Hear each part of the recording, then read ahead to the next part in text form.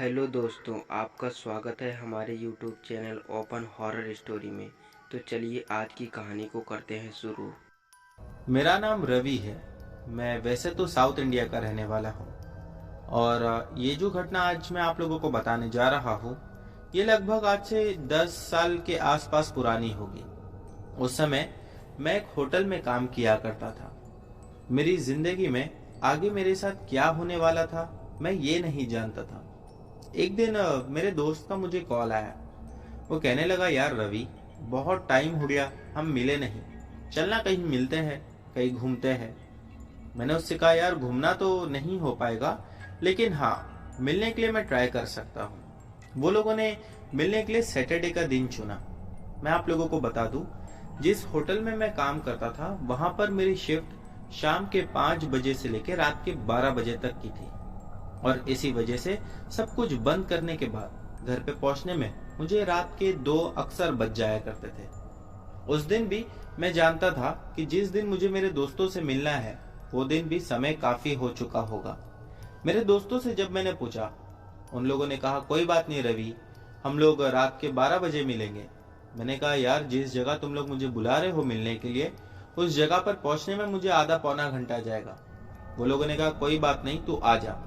Saturday night को बुलाया था और संडे को कई बार ऐसा होता था कि मुझे काफी ज्यादा वर्कलोड होने की वजह से ज्यादा समय देना पड़ता था। उन लोगों को मैं मना नहीं कर पाया, इसीलिए मैंने हाँ बोल दिया।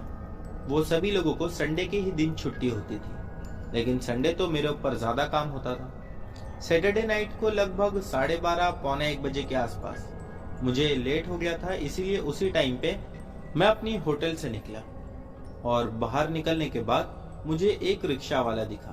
मैंने उससे उस जगह पर जाने के लिए कहा।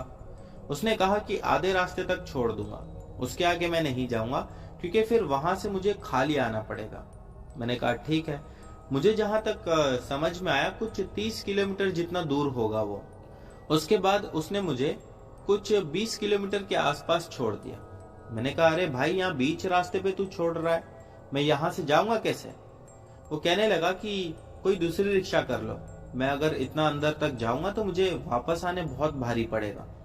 मैं वहां से उतर के वहीं खड़ा रहा, इंतजार करने लगा, लेकिन मुझे कोई सवारी नहीं मिली। फिर मैंने अपने दोस्त को कॉल लगाया, कहने लगा, मैं इस जगह पर खड़ा हूँ, मुझे लेने आ जा। मेरा एक दोस्त था, वो मुझे लेने के लिए आ गया। उसके बाद मैं उसके साथ बाइक पर बैठकर निकल पड़ा। लगभग 5-7 किलोमीटर चलने के बाद वो कहने लगा, रवि तुझे एक बात बताऊं? मैंने कहा, क्या बात है? वो कहने लगा, जिस जगह पर हम मिलते हैं तुझे पता है, उसे सुसाइड पॉइंट कहा जाता है।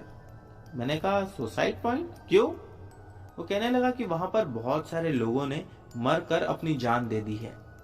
मैंने उससे कहा, तो फिर तुम लोगों ने वो जगह क्यों चुनी मिलने के लिए? वो कहने लगा, अरे यार क्या बताओ, ये अक्षत है ना, जिद करने लगा कि मिलेंगे तो वहीं मिलेंगे। वैसे भी उसे पैरानॉर्मल चीजों को महसूस करना या उनका एक्सपीरियंस करना उसे पसंद है। अब उससे कौन जिद करता, तो इसीलिए बाकी दोस्तों ने भी हाँ बोल दिए। मैंने कहा, तो अभी वहां कौन कौन है? उसने कहा, अक्षत के साथ और भी 2 दोस्त हैं हमारे।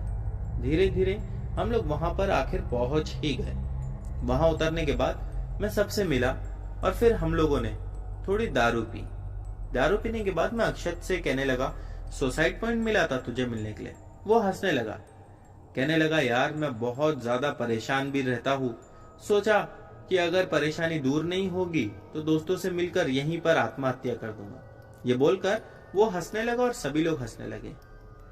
ये बात कहे हुए उसे सिर्फ 2 ही मिनट हुआ था कि अब उसे ऐसा महसूस होने लगा जैसे कि मानो कोई उसके कंधे पर बैठा हुआ है और जोर से उसका गला दबा रहा है। वो अचानक से चिल्ला उठा और हम लोगों से कहने लगा, यार किसी ने मेरा गला पकड़ा है, मुझे छुड़ाओ। लेकिन हमें तो कोई दिखाई ही नहीं दे रहा था। हम लोग चाहकर भी उसकी मदद नहीं कर पा रहे थे। बाकी सब दोस्तों ने उसे वैसे ही उठाने की कोशिश की, लेकिन वो उस समय इतना ज्यादा भारी लग रहा था मानो वो हिलने तक का नाम नहीं ले रहा था। तभी मेरा एक दोस्त जो कि बाइक पर मुझे लेने आया था, वो कहीं समझ चुका था कि उसके साथ क्या हो रहा है। उसने सभी लोगों से कहा कि जोर जोर से भगवान का नाम लो। सभी लोग यही करने लगे और एकदम से वो नॉर्मल हो गया।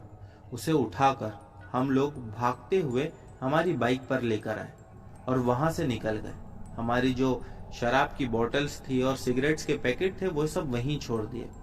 फिर मैंने मेरे दोस्त से कहा, यार ये क्या था? वो कहने लगा कि वहां पर बहुत सारे लोगों ने आत्महत्या की है, इसीलिए काफी सारे लोगों की आत्माएं वहां पर भटकती है।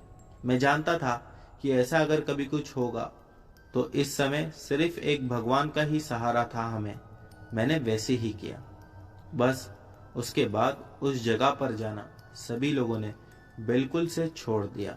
तो दोस्तों, ये थी हमारी आज की कहानी। अगर आपको ये कहानी पसंद आई हो तो हमारे चैनल को सब्सक्राइब करके वीडियो को लाइक कर दें। तो आपको मिलते हैं अगली कहानी में, तब तक के लिए धन्यवाद।